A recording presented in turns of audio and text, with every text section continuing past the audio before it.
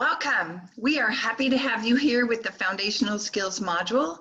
We hope that we further some insights that you have and strengthen or provide some new information for you today. Happy to have you here. Our session goals while we work together are to deepen the understanding of how to effectively deliver phonological awareness and phonics instruction so that students can make the gains that we know they can. Also, to be able to deepen our understanding of how to implement research-based instructional routines. That's a part of delivering effective instruction with phonological awareness and phonics. And how do we do that in an efficient, succinct, effective manner? We start by looking at the simple view of reading. And the simple view is really about decoding plus language comprehension. Today, we're just going to spend our time working with the decoding side, but I wanted you to be sure that you knew that it was a combination of decoding and language comprehension put together that really creates this thing called reading with students. In the decoding portion, you will see that there are print concepts. We all know what that is. There's phonological awareness, the ability to manipulate sounds at the syllable, the sentence, the word, and the phoneme level. Also being able to take sounds and symbols and map them together and put them into words, applying word analysis, that's the phonics and word recognition piece, as well as being able to look at irregular or high frequency words and know them automatically and not giving that attempt to sound them out when they're not decodable. As well, there's fluency, which is really accuracy, rate, and expression, or we would call prosody. And that's being able to read in a fashion that is automatic enough that frees up room for comprehension. And then finally, word knowledge, being able to instantly look at a word and recognize almost all the words that you read without a whole bunch of cognitive demand. So this is the simple view of reading. And we will be working on the left side of this chart today. This is the language comprehension side, and that's putting together all of the inferences, all of your vocabulary, all of the background knowledge, all of the academic vocabulary and content vocabulary, being able to access that background knowledge.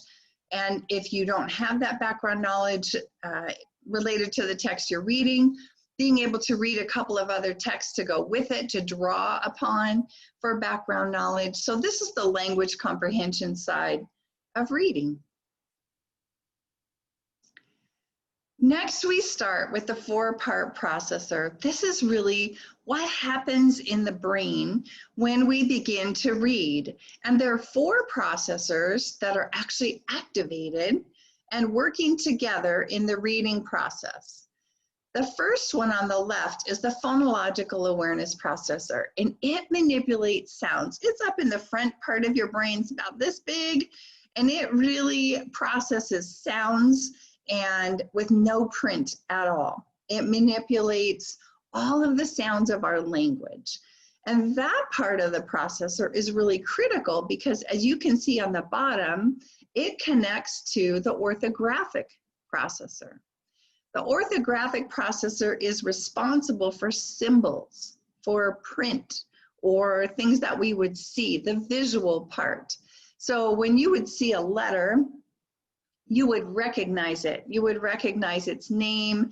You would recognize it as a symbol that represents something. Then you'll see on the bottom that phonics is really the phonological awareness processor and the orthographic processor talking together.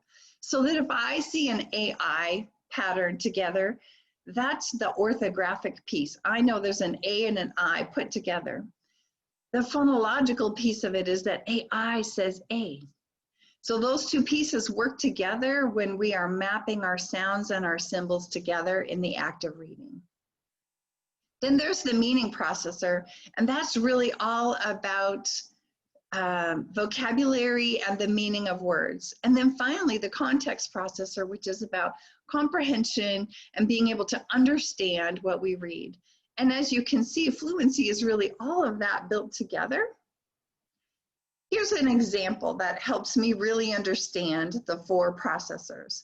On the left, you can see the phonological processor, and we put those two lines there, which represents only sounds. So we would hear k, p. We would hear those sounds. And if someone said to you, cup, you would be able to hear k, p. And then maybe blend those together into the word of cup, but no print. Then if you look over on the orthographic processor, you see the word cup. And that is taking the sounds of k, up, and mapping them onto the orthography or the symbol. That the C, the U, and the P each represent those sounds, and that together those sounds represent the word cup in a visual print fashion. Then if you go up to the picture of the cup, you'll say, oh, up, cup. The word cup means this. This is a cup. So the meaning processor takes those pieces and puts them together into a unit that makes sense, that's understandable, that you have reference to. And then finally, the context processor puts the word cup into the context of a sentence or into the context of understanding and comprehension. Mommy likes a cup of coffee. So now you have taken the sounds of cup, put it on the symbols of cup, attached meaning to it, this is a cup, and then put it into a sentence that mommy likes a cup of coffee. So that's really how the processors work together for students and people to be able to understand this thing called reading. A couple of pieces of information before we get started today that are pretty important.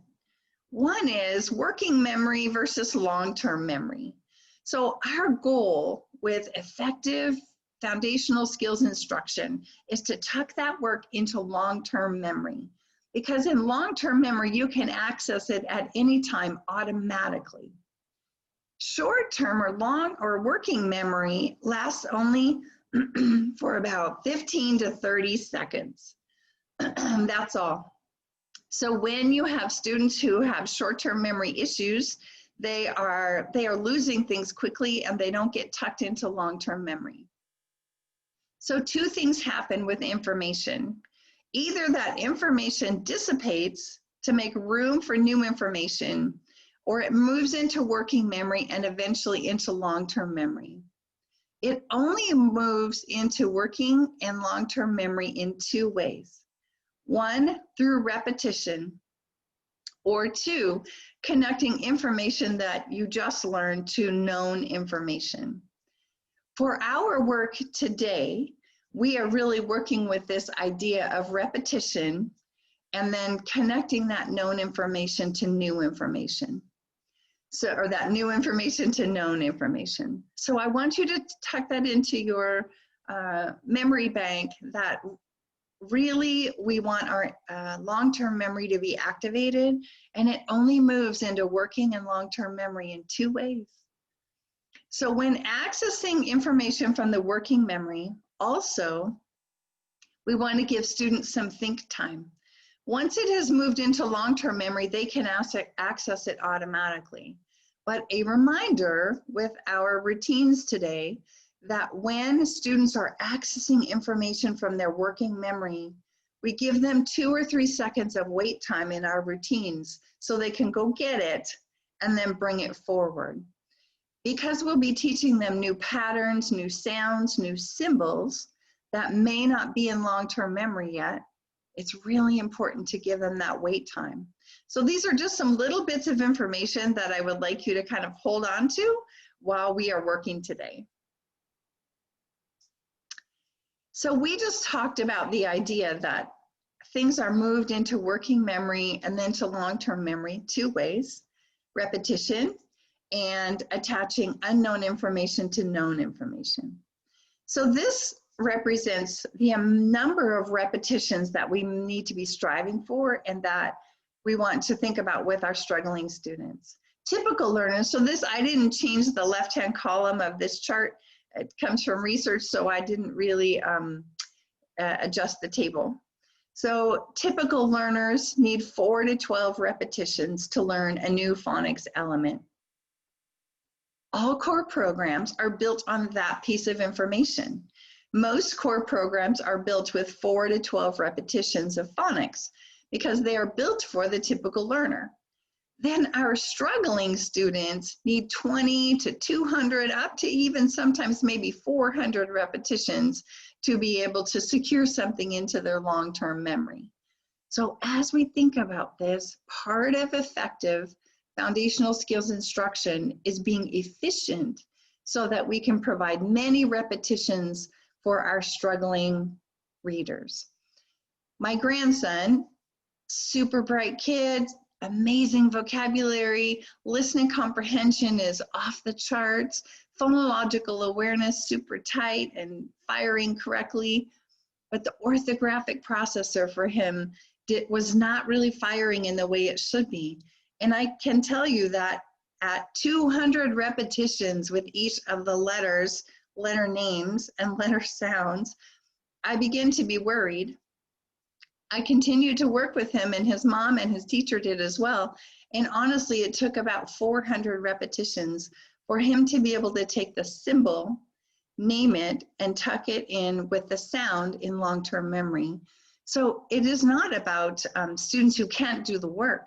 It's about how many repetitions might this child need to be able to take it from short-term to working to long-term memory to where they have it forever.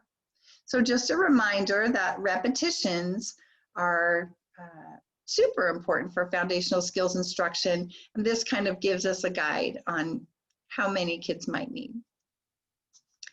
We think about the foundational skills in this way.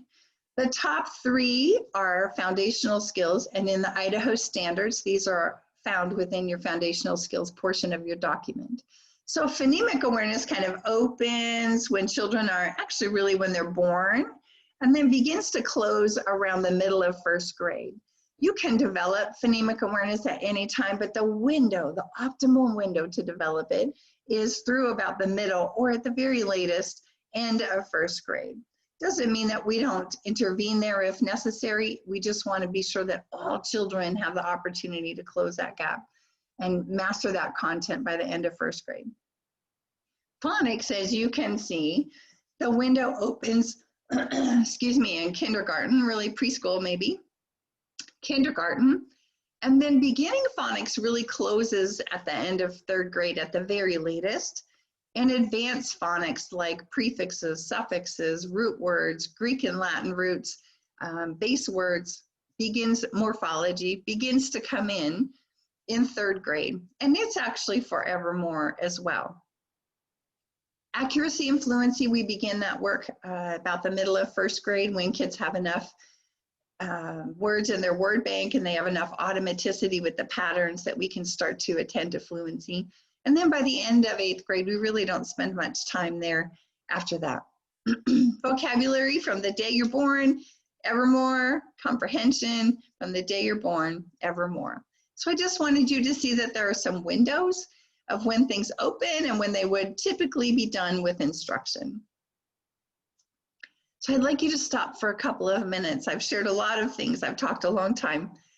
I'd like you to think about 2 areas that were new for you or confirmed so far with the foundational skills. So the facilitator is going to pause the video. I'd like you to talk in your groups about 2 things that were new or confirmed for you. When the facilitator brings you back, we will continue our work. Thank you so much. Great, welcome back. We hope you had a good conversation. So now let's go down and really work on the phonological awareness processor and spend some time there in a way that's a little bit more deep. Here are some important pieces of information. The phonological awareness processor enables us to perceive, remember, interpret, and produce speech sounds. So there is no print. All of phonological awareness is done with sounds of our language. And it is responsible for categorizing or identifying phonemes in any language. If you're taking notes today, here's something I would like you to write down. A phoneme is the smallest unit of sound. For example, if I say fin, the smallest units of sound are in. There are 3 units of sound. The f sound, the I sound, the n sound. So the phoneme, there are 3 phonemes, smallest unit of sound. Also, it's responsible to produce speech sounds and syllable sequences. So if I were to say, I have a 2-year-old grandson and we do syllable blending, and I say to him, happy, and he says, happy. Or I say, hot dog, and he says, hot dog. Or the other way around. If I say hot dog, he can say hot dog. So being able to hear those syllable sequences, put them together, take them apart. It also compares and distinguishes words that sound similar. Many times when students in the older grades struggle with spelling, part of it is that they can't hear and compare sounds that are similar in words. For example, if I say pin or pen, being able to hear the difference of the I and the E. And where this actually represents itself is mostly in spelling. So when you have a struggling student with spelling, it's a cue. Maybe their phonological awareness processor hasn't developed this ability to compare and distinguish and hear those sounds that are, or hear the sounds in words that are similar, like pin and pen. It also holds those sounds in a memory so that they can be written down. For example, if I say pin, a child needs to remember that that word has the p, the I, the n sound, and hold them long enough so they could actually represent those. So in your dictation routine, in your foundational skills, almost always you start with phoneme segmentation. So if I say cast, boys and girls, we're going to write the word cast. Let's say the sounds in cast, k, a, st. And that child has to hold those 4 sounds and then represent them. So the phonological awareness helps children be able to hold those sounds in the memory so they can write them. So that's why in your dictation routines, almost always, phoneme segmentation comes right before the students do their writing. Phonological awareness is the big umbrella of this processor. And it works at the word level. So if I say a sentence and I say how many words are in this sentence, the cat is funny, then students are able to say the cat is funny. At the syllable level, which is happy, happy, or putting them back together, happy, student says happy. Working at the syllable level, working at the onset and rhyme level. The onset and rhyme is broken into 2 parts. It is all of the sounds before the vowel and then all of the sounds after the vowel. For example, if I said back, the onset is the f and the rhyme is ack. If I say fight, the onset is the f right before the vowel combination, and the rhyme is the ite. So that's another part of phonological awareness. And then at the phoneme level, which was just as I mentioned before, each individual unique sound. So that's kind of the umbrella of phonological awareness. Auditory only, no print at all. So if you are in a classroom or if you are delivering instruction and you see that there's a symbol or letter patterns, that's actually moved into phonics. You're looking in the phonological awareness routines for only listening and no print at all. Here are the levels of phonological awareness, and you will hear most people talking about phonemic awareness. And phonemic awareness is the highest level, most complex to be able to hear those individual phonemes. So this just really shows you the ladder or stair step of difficulty and complexity. It just takes that umbrella and maps it onto the type of a sequence that we would think about, and most programs are built upon to be able to get those earlier skills in, and then later the more difficult skills such as phoneme blending and segmenting come in. Let's talk a little bit about the orthographic processor. The orthographic processor is responsible for print. It's called orthographic mapping. So that when I look at the AI pattern, I can immediately map it into the AI sound. It also helps me look at the word pin and know that those symbols together make the unit pin. So here are a couple of things that it does. It receives visual input. It's really towards the back of your brain. It receives visual input from the printed word. It recognizes letters, punctuation, spaces, and letter patterns or spelling patterns. All of that related to print is really processed in the orthographic processor. It is responsible to help us be able to copy lines of print, see an entire unit as a word, and remember those letter sequences for spelling. So if I say the word pain, the phonemic or the phonological awareness processor says pain. The orthographic processor says p, a, ai, n. So it helps remember those letter sequences in terms of spelling. If the letter sequences are familiar, we associate with them with the sounds and the meaning of that unit when it's put together. Children who have orthographic difficulties have trouble spelling, as you can see. They have a hard time taking that sound and representing it with those symbol patterns. And they read very slowly because they're sounding everything out. Remember in bullet number 3, the orthographic processor helps us recognize whole words as a unit. When students aren't able to do that, then they sound out every single part of the word, and they are slow and sometimes very inaccurate. So the orthographic processor has a huge job. Here's how the sequence of the patterns, the spelling patterns and phonological awareness come together. At the top of this diagram are the phonological awareness pieces, as we mentioned, at the sentence, the word, the syllable, onset rhyme, phonemes. In comes letter names and letter sounds. So in comes the orthographic processor with it. So then it can, on the right of this diagram, it can connect the letters and the sounds together, which is what we call alphabetic principle.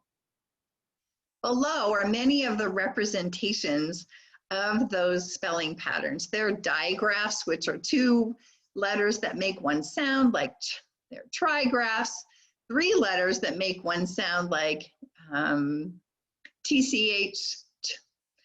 There are long vowels, short vowels, R-control, vowel teams, blends, word families, inflections, inflectional endings, syllable types, morphemes.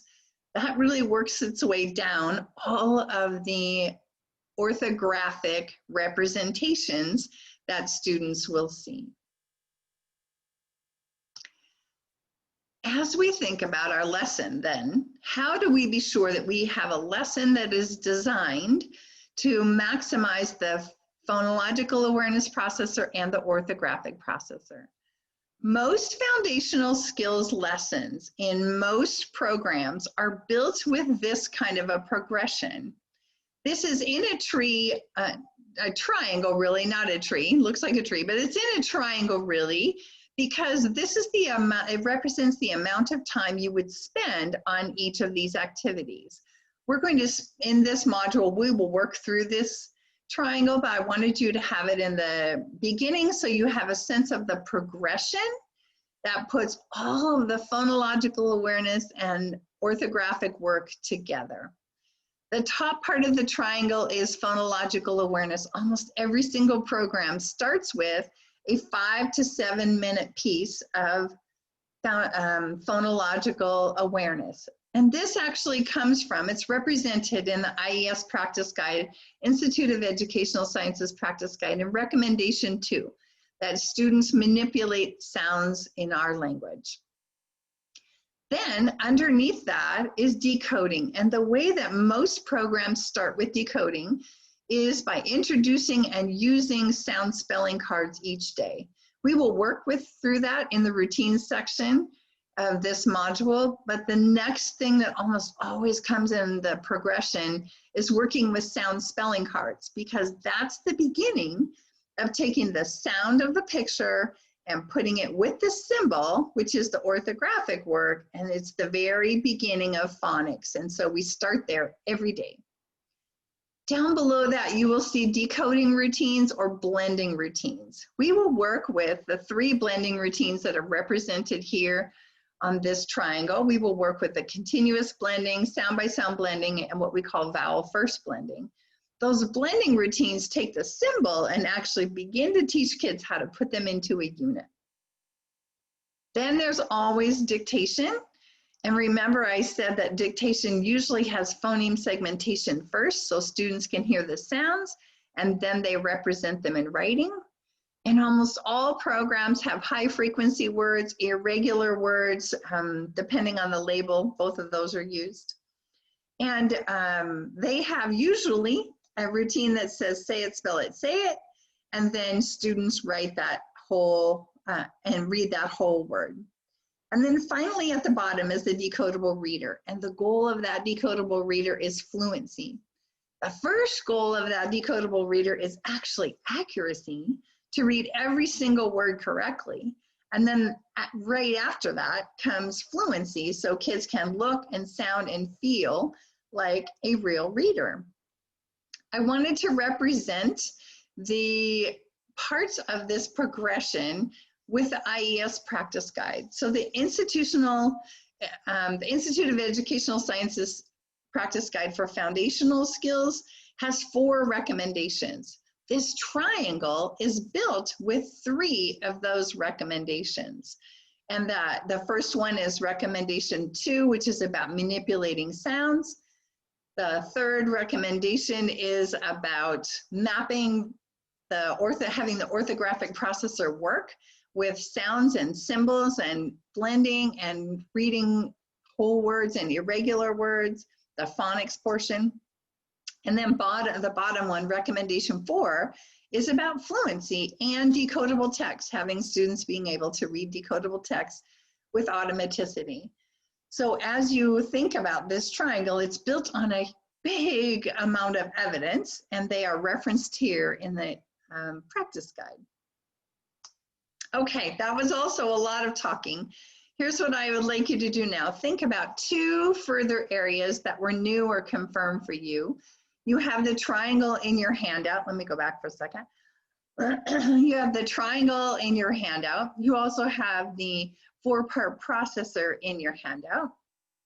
So I'd like you to think for a couple of minutes about what are some things now that were further refined for you, further added to your repertoire, your knowledge, or confirmed for you. Your facilitator will stop the video and then call you back when it is time. Have a great conversation with your colleagues.